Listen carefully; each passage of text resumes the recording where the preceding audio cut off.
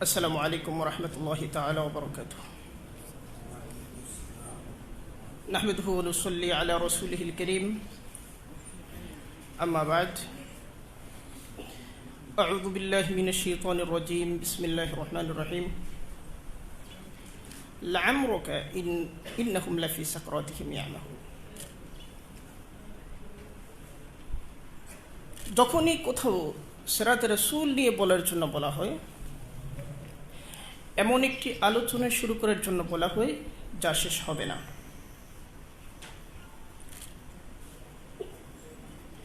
সিরাতে রাসূল এমন একটি মহাসমুদ্রের নাম,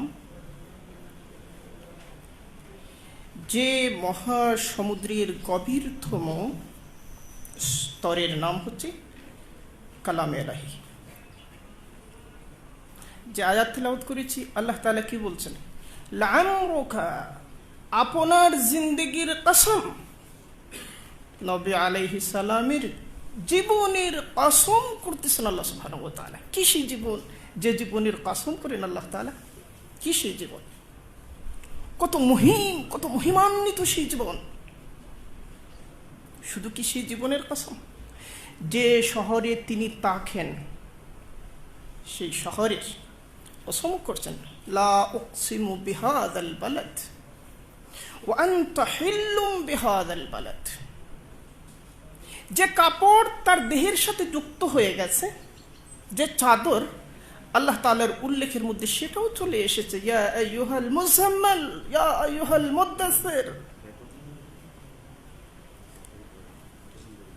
সিরাতে রাসূল একটা মহিমান্বিত, অনিঃশেষ, সমাপ্তিহীন, বিরতিহীন, লয়হীন, ক্ষয়হীন এমন একটি ধারা, যা জগতের সকল সৌন্দর্যকে, সকল বর্ণিলতাকে, সকল ঐশ্বর্যকে আপন পরিসরের মধ্যে, আপন গভীরতার মধ্যে, আপন ব্যক্তির মধ্যে, আপন বিশালতার মধ্যে স্থান দিয়ে যায়। এটাকে বলা হয়েছে মাফজারুল উলুমি ওয়া মানবাউহা, সমস্ত উলুমের উদয়স্থল, সমস্ত উলুমের সূচনাস্থল। ওয়া দাইরাতু শামসিহা ওয়া মাতলাউহা, সূর্যের বিচরণ কেন্দ্র, সূর্যের প্রান্তভাগ এবং তার উদয় কেন্দ্র। আওদা আল্লাহু সুবহানাহু ওয়া তাআলা ফিহি ইলমা কুল্লি শাইইন, আল্লাহ সুবহানাহু ওয়া তাআলা এর মধ্যে সকল বিষয়ের ইলমকে আমানত রেখেছেন, গচ্ছিত রেখেছেন, তাকে উদ্ঘাটন করা আমাদের কাজ।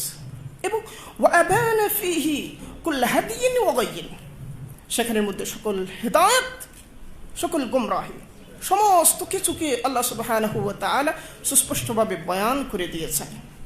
ফাতারা কুল্লাযী ফান্নিন মিনহু ইস্তামিদু ওয়া আলাইহি ইয়াতামিদু, ফলে সকল ফনওয়ালা, তাফসীরওয়ালা, হাদিসওয়ালা, তাসাউফওয়ালা, ফিকহওয়ালা, তারিখওয়ালা, সমস্ত ফনওয়ালা এই সিরাতে রাসূলের উপর ভরসা করেন, একে আশ্রয় হিসেবে গ্রহণ করেন, এর দিকে ফিরে আসেন, এখান থেকে শুরু করেন, এখান থেকে যাত্রা করেন এবং তাদের গন্তব্য শেষ অবধি এখানে চলে আসেন। কি আলোচনা করবো সিরাত নিয়ে? অনিঃশেষ একটি মহাসমুদ্র।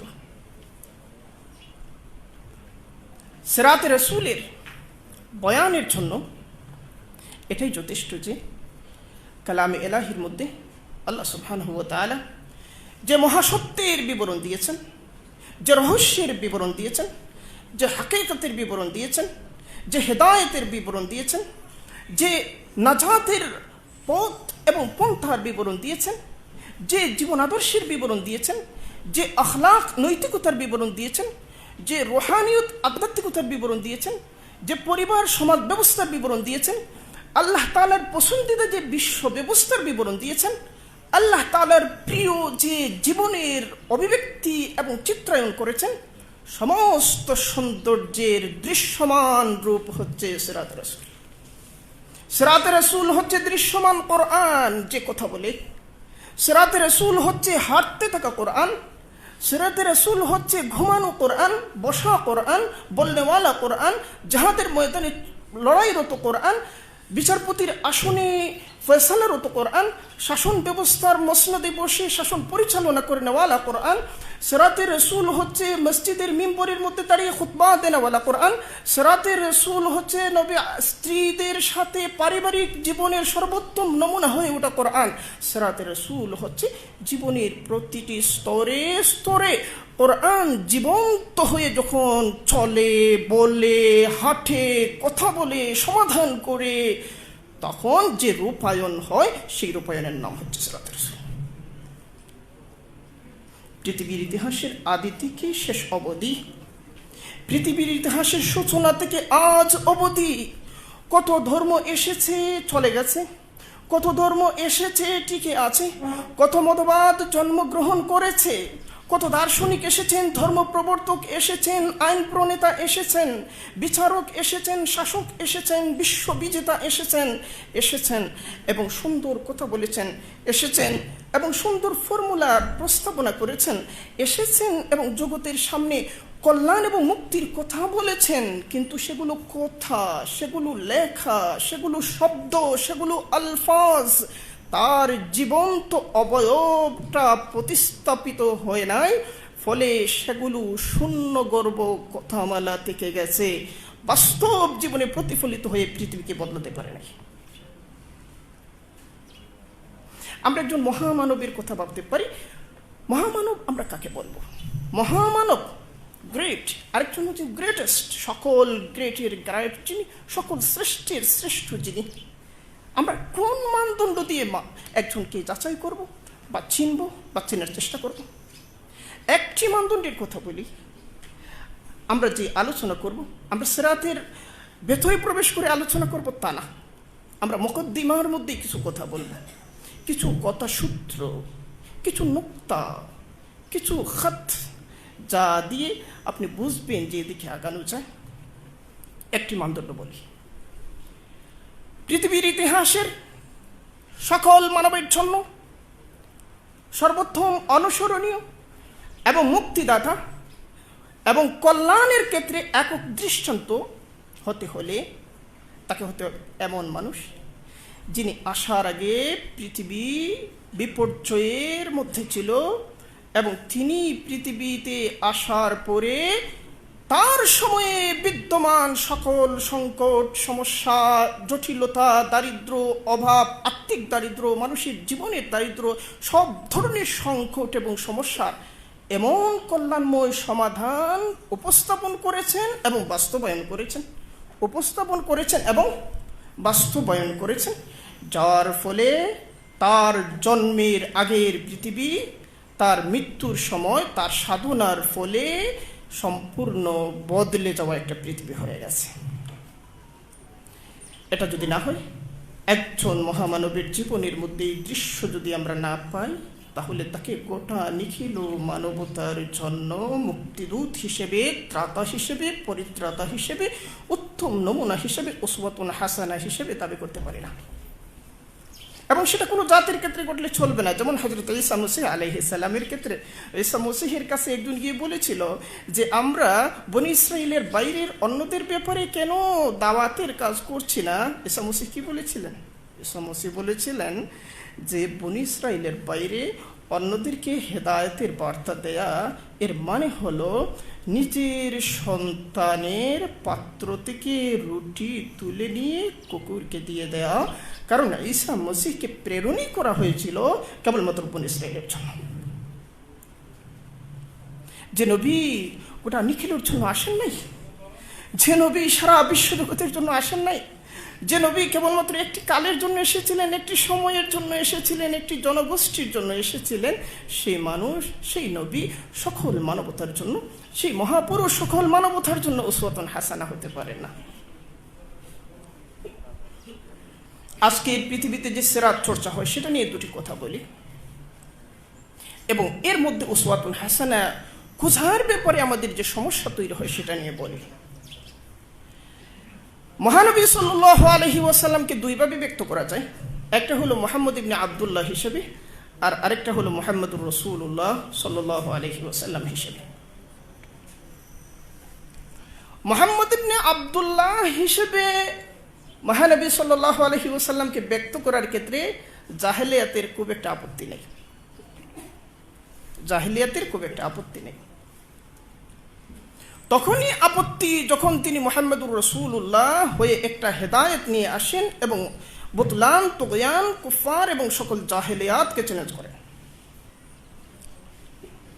আজকের দুনিয়ায় মুহাম্মদুর রাসূলুল্লাহ পরিচয় এবং তার দাবিসমূহকে পিছনে ফেলে মুহাম্মদ ইবনে আব্দুল্লাহ পরিচয় এবং তার দাবিসমূহকে প্রাধান্য দিয়ে সিরাত চর্চার একটা ধারা তৈরি হয়েছে।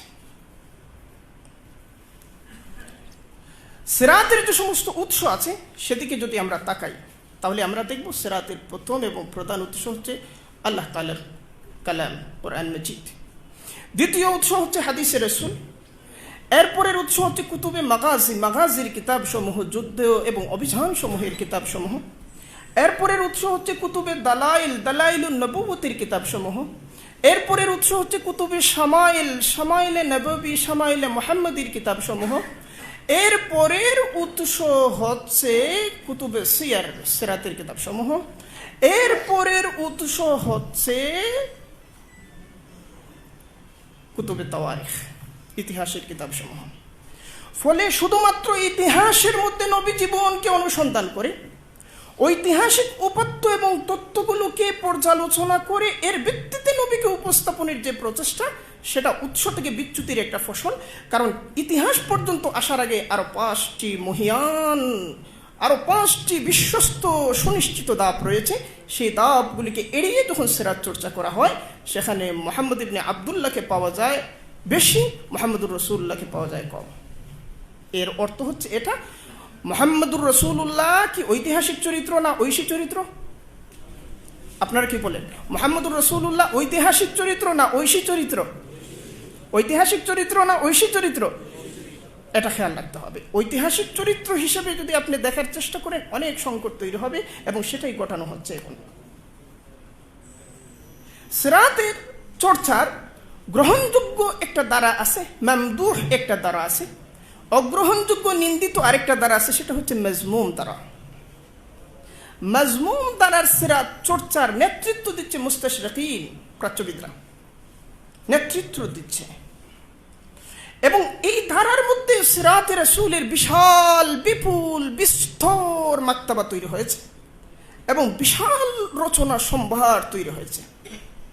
সেখানে মুহাম্মদুর রাসূলুল্লাহকে সেভাবে দেখানো হয় না যেভাবে আল্লাহ তাআলা দেখিয়েছেন, সেভাবে দেখানো হয় না যার মাকাম ছিল ফাকানা কাবা কাউসাইনি আদনা, ফাকানা কাবা কাউসাইনি আও আদনা ছিল যার মাকাম, আল্লাহর সাথে যার সম্পর্ক ছিল সুম্মা দানা ফাতাদাল্লা, যার সফর ছিল সুবহানাল্লাযী আসরা বিআবদিহি লাইলাম মিনাল মাসজিদিল হারামি ইলাল মাসজিদিল আকসা, যার জেহনের পবিত্রতা, যার চিন্তার পবিত্রতা উল্লেখ করতে আল্লাহ তাআলাকে কসম করে উল্লেখ করতে হয়, নুন ওয়াল কালামি ওয়া মা ইয়াসতুরুন, এরপরে বলতে হয় মা আনতা বিনিআমাতি রাব্বিকা বিমাজনুন। সেই সত্তাকে ব্যক্ত করা হয় না যার সম্পর্কে আল্লাহ তাআলাকে কসম করে বলা লাগে ওয়া ইন্নাকা লাআলা খুলুকিন আযীম, যার সম্পর্কে কসম করে আল্লাহ তাআলা বলেন, যার সম্পর্কে আল্লাহ তাআলা ঘোষণা করেন আলাম নাশরাহ লাকা সাদরাক ওয়া ওয়াদা'না আনকা ওয়িজরাক আল্লাযী আনকাযা যাহরাক ওয়া রাফা'না লাকা যিকরাক ওয়া রাফা'নাহা লাকা যিকরাক।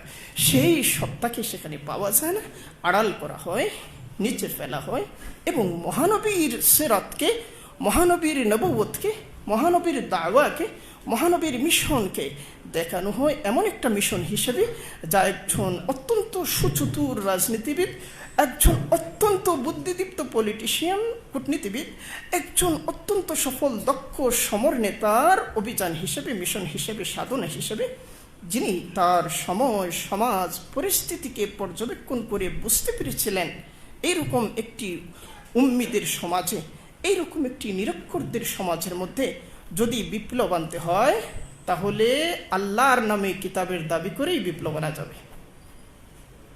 মানে এটা ছিল তার বুদ্ধিদীপ্ত একটা সিদ্ধান্ত। মার্গুলিয়াত একজন প্রাচ্যবিদ এবং বহু ভাষাবিদ, কোরআন হাদিস অধ্যয়ন করেছেন, আরবি ভাষা শিখেছেন, ফার্সি শিখেছেন, উর্দু শিখেছেন এবং উলুমে হাদিস নিয়ে চর্চা করেছেন। মারগুলিয়ত মহানবী সাল্লাল্লাহু আলাইহি সাল্লামের প্রশংসা করতেছেন কিভাবে?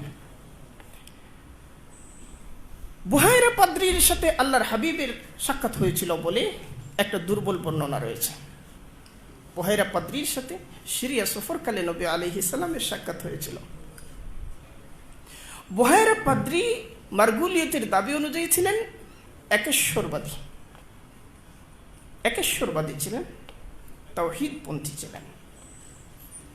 মারগুলিয়ত দেখাচ্ছেন মুহাম্মদ কতই না মেধাবী ছিলেন এবং তার আখজ করার গ্রহিষ্ণুতার ক্ষমতা এত বেশি ছিল যে এই ক্ষণিকের জন্য বুহাইরা পাদ্রীর সাথে তার যে সাক্ষাৎ হয়েছিল সেখান থেকে তাওহীদের যে মন্ত্র লাভ করেছিলেন, পরবর্তী জীবনে কত চমৎকারভাবে না তাকে তিনি প্রতিফলিত করলেন। প্রশংসা হয় নাই? হ্যাঁ, প্রশংসা হয়েছে। আপনারা কি মনে করেন প্রশংসা হয়েছে? অনেকে এখনো সিদ্ধান্ত নিতে পারতেছেন না যে আসলে কি হয়েছে। মহানবীর নবুয়তকে অস্বীকার করা হয়েছে। যেমনভাবে আমরা আমাদের জীবনের বিভিন্ন অভিজ্ঞতার মাধ্যমে সমৃদ্ধ হয়ে উঠি।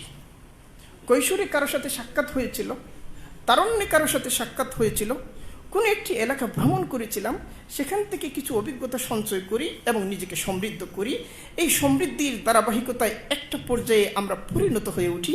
দেখানো হচ্ছে মহানবী সাল্লাল্লাহু আলাইহি ওয়াসাল্লাম তার কৈশোরে, তার তারুণ্যে, তার যৌবনে, জীবনের নানা ধাপে, ব্যবসার অভিজ্ঞতায়, যাযাবরদের সাথে জীবনযাপনের অভিজ্ঞতায়, সংঘবদ্ধ জীবনযাপনের অভিজ্ঞতায়, সামাজিক সংকট নিরসনের অভিজ্ঞতায়, নানা অভিজ্ঞতার মাধ্যমে সমৃদ্ধ হয়ে সেই সমস্ত অভিজ্ঞতাকে বিন্যস্ত করে পরবর্তী জীবনে মহত্তম অবয়বে, সুন্দর অবয়বে, সুশৃঙ্খলভাবে তার প্রতিফলন ঘটিয়েছিলেন। এর মানে হচ্ছে তার প্রতি ওহী নাযিল করা হয় নাই, অভিজ্ঞতার সমাহারকে তিনি ধর্ম আকারে উপস্থাপন করেছেন। তাহলে এটা সেই দাবি যে দাবি আপনারা তসলিমা নাসরিনের কণ্ঠে শুনেছিলেন এবং তসলিমা নাসরিন এটা উচ্চারণ করেছিলেন কোনো ধরনের অলংকার এবং পেট ছাড়া, সরাসরি আপনারা বুঝে ফেলেছিলেন এবং তাকে তার বিরুদ্ধে ভূমিকা নেওয়ার জন্য প্রস্তুত হয়েছিলেন। মারগুলিয়ত ওই কথাটা বলেছেন, পেঁচিয়ে বলেছেন, প্রশংসা আকারে বলেছেন। ফলে এই কথার মধ্যে কি সংকট রয়েছে, কি জটিলতা রয়েছে তার দিকে আমাদের দৃষ্টি যাচ্ছে না। হ্যাঁ, সিরাতে রাসূলের মাজমুম চর্চা যারা করেন তারা এভাবেই করেন। এক সময় তারা নবী আলাইহিস সালামকে সরাসরি গালাগালি করতেন। দ্বাদশ শতাব্দী, ত্রয়োদশ শতাব্দী, চতুর্দশ শতাব্দী, পঞ্চদশ শতাব্দী, ষোড়শ শতাব্দী। কয় শত বছরের কথা বললাম? 600 বছরের কথা বলেছি। অব্যাহতভাবে তারা নবী আলাইহিস সালাম সম্পর্কে বলতে গেলেই অসহিষ্ণু হয়ে উঠতেন, গালাগালি করতেন। বোঝা যেত যে একজন দুশ্মন কথা বলতেছে। সপ্তদশ শতকে, অষ্টাদশ শতকে, 19 শতকে তারা দেখলেন না, এভাবে হয় না। শুরুতেই যদি মনে হয় যে একজন দুশ্মন কথা বলতেছে, তাহলে মুহাম্মদ সাল্লাল্লাহু আলাইহি ওয়াসাল্লাম সম্পর্কে আমরা যা বলবো লোকেরা কম গ্রহণ করবে। আমাদের বাক ভঙ্গি পরিবর্তন করতে হবে। আমাদের বাক্যের ধরনটা এমন হবে সামিঈন তথা শ্রোতারা এটা মনে করবে যে দুশ্মন কথা বলতেছেন না, নিরপেক্ষ একজন গবেষক কথা বলতেছেন। যখন শ্রোতার অন্তরের মধ্যে এই প্রত্যয় তৈরি হয়ে যাবে যে নিরপেক্ষ একজন গবেষক কথা বলতেছেন, তখন সে শোনার জন্য আসক্ত হবে না, নিরাসক্ত হবে? আসক্ত হবে, তখনই কাজ করবে, তখনই কাজ করবে। ফলে আমরা দেখি সপ্তদশ, অষ্টাদশ, 19 শতকে এবং এই সময় পর্যন্ত এই মাজমুম সিরাত চর্চা, নিন্দিত সিরাত চর্চাটা, অগ্রহণযোগ্য সিরাত চর্চাটা দুশ্মনীর আকারে হাজির না হয়ে গবেষণার আকারে কি হচ্ছে? হাজির হচ্ছে। গবেষণার আকারে হাজির হচ্ছে। এই অনুশীলনের মাধ্যমে নবী আলাইহিস সালামের সমস্ত কৃতিত্বকে একজন ব্যক্তি মানুষের কৃতিত্ব হিসাবে দেখানো হয়। একটু লক্ষ্য করেন নবী আলাইহিস সালামের কৃতিত্বের দিকে, একটু লক্ষ্য করেন। জন্ম হলো 570 খ্রিস্টাব্দে, নবুয়ত লাভ করলেন 610 খ্রিস্টাব্দে, হিজরত করলেন 422 খ্রিস্টাব্দে, ইন্তেকাল করলেন, দুনিয়া থেকে বিদায় হয়ে গেলেন 432 খ্রিস্টাব্দে। 422 খ্রিস্টাব্দে মদিনায় হিজরত করার পরে ইসলামী রাষ্ট্রের গোড়াপত্তন হলো। মাত্র একটি রাষ্ট্রের গোড়াপত্তন হলো। এই নব জন্মগ্রহণকারী নবজাত একটি রাষ্ট্র মাত্র 10 বছরের সময়কালের ভিতরে এত বিশাল হলো, এত বিপুল হলো, এত বড় হলো, প্রশস্ত প্রসারিত হলো, যার আয়তন হয়ে গেল 10 লক্ষ বর্গমাইল। আয়তনটা কত? আয়তনটা কত? 10 লক্ষ বর্গমাইল। বাংলাদেশের আয়তন কত? 56,000 বর্গমাইল। মাত্র 10 বছরের পরিক্রমায় এমন একটা রাষ্ট্র তৈরি হলো যে রাষ্ট্রের আয়তন 10 লক্ষ বর্গমাইল। এটা কিভাবে সম্ভব? এই রাষ্ট্র প্রতিষ্ঠা করার জন্য, তাকে চতুর্দিকের শত্রুদের মোকাবেলা করতে হয়েছে।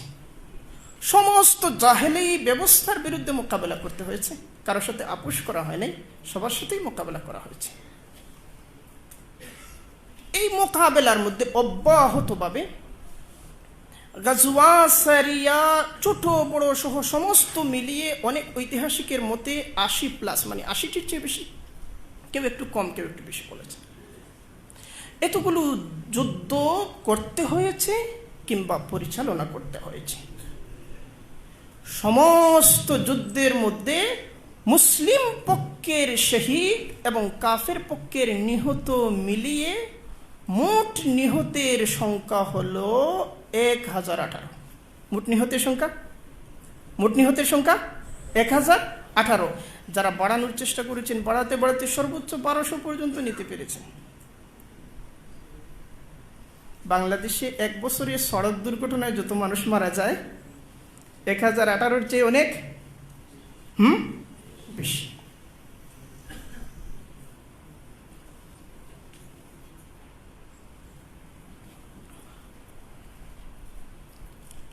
যত বন্দী হয়েছিল কাফেররা, যত কাফের বন্দী হয়েছিল, মাওলানা সালমান সুলাইমান নদভী রাহিমাহুল্লাহ তাআলা তার একটি অসাধারণ সিরাত গ্রন্থ হচ্ছে রাহমাতুল আলামিন। সেই সিরাত গ্রন্থে পর্যালোচনা করে দেখিয়েছেন শত্রুপক্ষের যত মানুষ বন্দী হয়েছিল তাদের মধ্যে হত্যা করা হয়েছে মাত্র 2 জনকে। মাত্র মনে রাখেন, সংখ্যাগুলো মনে রাখেন।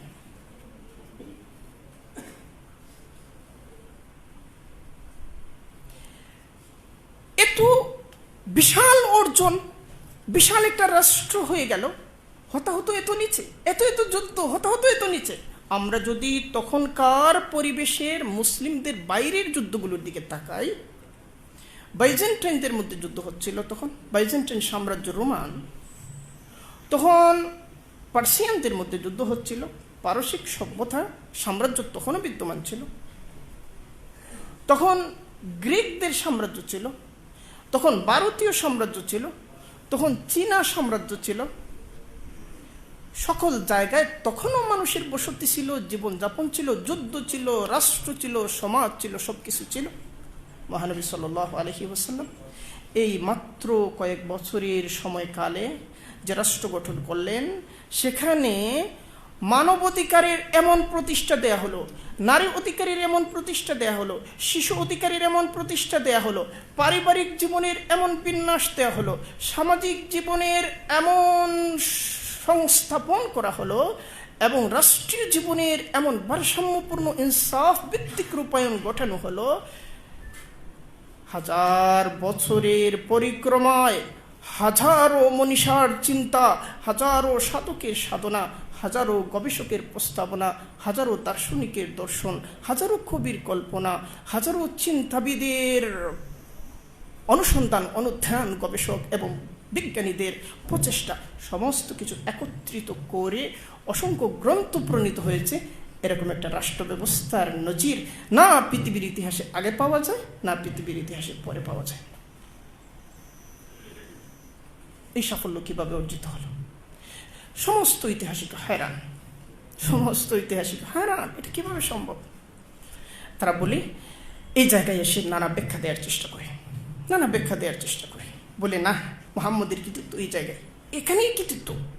কত সফল তিনি, ধর্মীয় জীবনেও সফল, ধর্মনিরপেক্ষ জীবনেও সফল।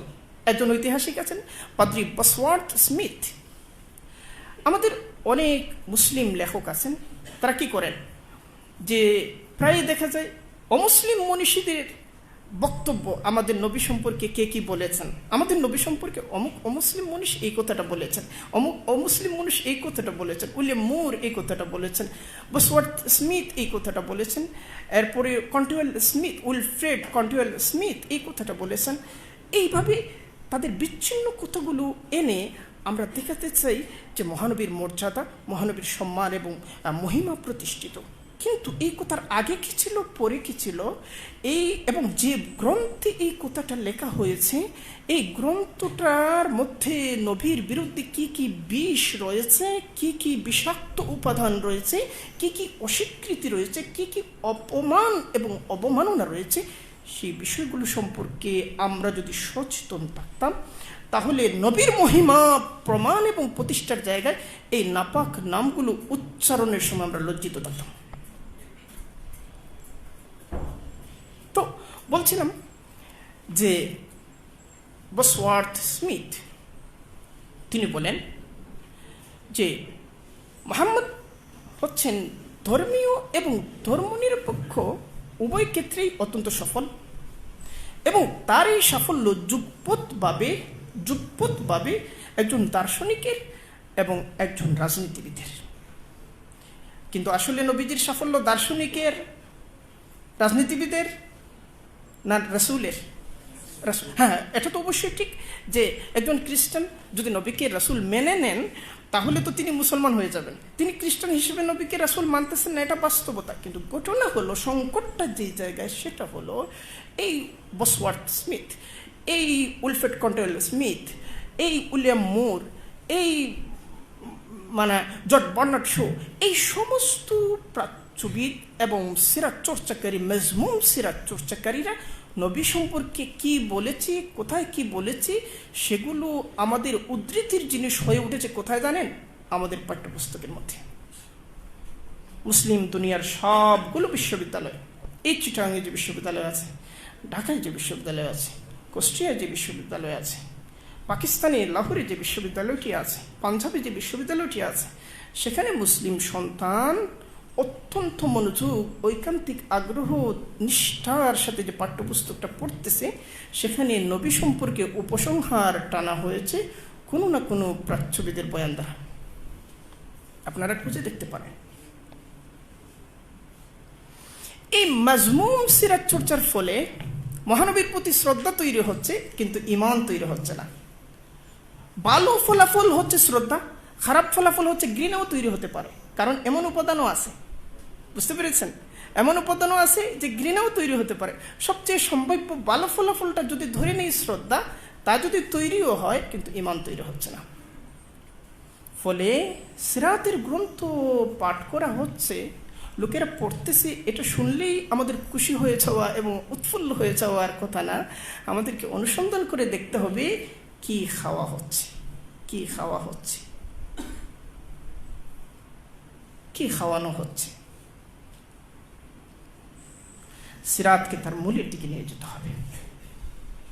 কিন্তু দুর্ভাগ্যজনক বিষয় হচ্ছে, আমরা যারা আহলে ইলম, আমরা যারা উলামা, আমাদের পরিসরে না, আমাদের দার্সে না, আমাদের বাইরের পাঠের মধ্যে সিরাত পর্যাপ্তভাবে উপস্থিত। আমার পর্যবেক্ষণ থেকে তা মনে হয়েছে। আমাদের দার্সে সিরাত পর্যাপ্তভাবে উপস্থিত নেই, সেটা তো প্রত্যক্ষ। কিন্তু আমাদের পাঠে সিরাত আসলে কতটা উপস্থিত আছে, সেটা এখন জিজ্ঞাস্য এবং নিজেদেরকে সওয়াল করার সময়, নিজেদেরকে সওয়াল করার সময়। কেন? কারণ কি? কারণ হচ্ছে ইসলাম এর দায়রার মধ্যে আপনি তত ব্যাপকভাবে প্রবেশ করতে পারবেন, যত ব্যাপকভাবে সিরাতকে ধারণ করতে পারবেন। আমরা আমাদের আচরণ দিয়ে ইসলামকে যদি বুঝতে চাই, মুসলিম দুনিয়ায় অনেক অনেক ফিরকা আছে, অনেক ফিরকা।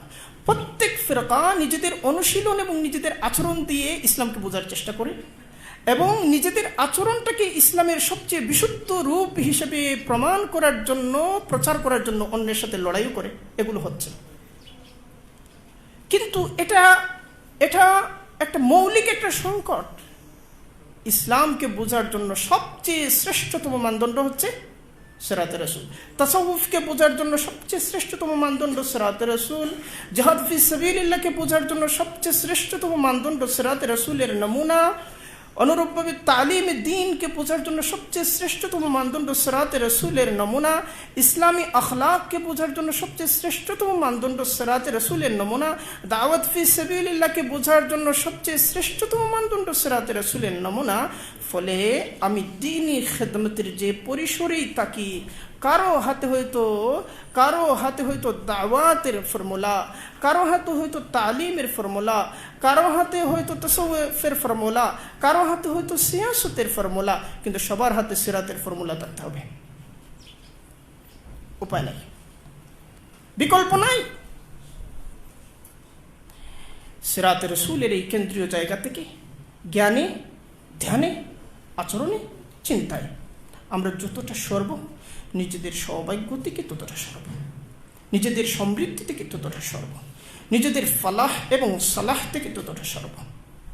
আমরা যে অধপতিত, আমরা যে মার খাচ্ছি, আমরা যে সততা বিচ্ছিন্ন, আমরা যে দিন দিন ছোট হতে হতে আর ছোট হওয়ার মতো জায়গাই নেই। কেন? কারণ আমরা বড় হওয়ার উপাদানগুলো, সমৃদ্ধ হওয়ার উপাদানগুলো যা আল্লাহ রসুলের জীবনের মধ্যে প্রতিফলিত হয়েছিল, তাকে ধারণ করার ক্ষেত্রে জায়গা থেকে, যোগ্যতা থেকে আমরা দূরে সরে যাচ্ছি। আর এই জায়গা থেকে যখন যে যত দূরে সরবে, তখন সে পরাজয়ের তত নিকটবর্তী হওয়ার জন্য সরবে। আমাদের সকল লোকের দাওয়াই হচ্ছে সিরাতে রাসূল। সিরাতে রাসূল সাল্লাল্লাহু আলাইহি ওয়াসাল্লামকে ধারণ করার, উপলব্ধি করার, বোঝার তৌফিক আল্লাহ সুবহানাহু ওয়া তাআলা আমাদেরকে দান করুন। এটা এমন এক বিশাল মহাসমুদ্র, সবাই হয়রান হয়ে গেছে। যারা দুশ্মন তারাও হয়রান হয়ে গেছে। দুশ্মনদের জবানিতে এইভাবেও তারা বলেছেন যে কি আশ্চর্য ব্যাপার যে আমরা ঈসা মসিহকে খোদার বেটা বলেছি। খ্রিস্টানরা ঈসা মসিহকে কি বলেছে? খোদার বেটা বলেছে। ওয়াকালাতিল ইয়াহুদ উযাইরুন ইবনুল্লাহ ওয়াকালাতিন নাসারাল মাসীহ ইবনুল্লাহ, মাসীহ ইবনুল্লাহ তারা বলেছে, কিন্তু হযরত ঈসা মসিহের পূর্ণাঙ্গ জীবনী রচনা করতে পারে নাই। ঈসা মসিহকে খোদার বেটা বলেছে, গির্জার মধ্যে তার প্রতিমা স্থাপন করেছে উপাসনা করে, কিন্তু পূর্ণাঙ্গ জীবনীটি রচনা করতে পারেনি। ঈসা মসিহের পূর্ণাঙ্গ জীবনী নাই, গৌতম বুদ্ধের পূর্ণাঙ্গ জীবনী নাই, শ্রীকৃষ্ণের পূর্ণাঙ্গ জীবনী নাই। সকল ধর্ম প্রবর্তক যারাই আছেন, কারো পূর্ণাঙ্গ জীবনী ঐতিহাসিক প্রামাণ্যতার ভিত্তিতে নাই। আর নবীজির কথা আমরা বলেছিলাম যে ঐতিহাসিক প্রামাণ্যতা হচ্ছে নবী জীবনের কততম স্তর? হ্যাঁ, কমপক্ষে ৫ম স্তর। এর উপরে আরো ৪টা স্তর আছে, আরো ৫টা স্তর আছে, আরো বাড়ানো চাই। তাফসীর যদি আজান হয়ে গেছে, এবং আমি শুরুতেই বলেছিলাম আসলে শেষ করা যাবে না, শুরু করা গেল। আল্লাহ সুবহানাহু ওয়া তাআলা আমাদেরকে তৌফিক দান করুন। আসসালামু আলাইকুম ওয়া রাহমাতুল্লাহ।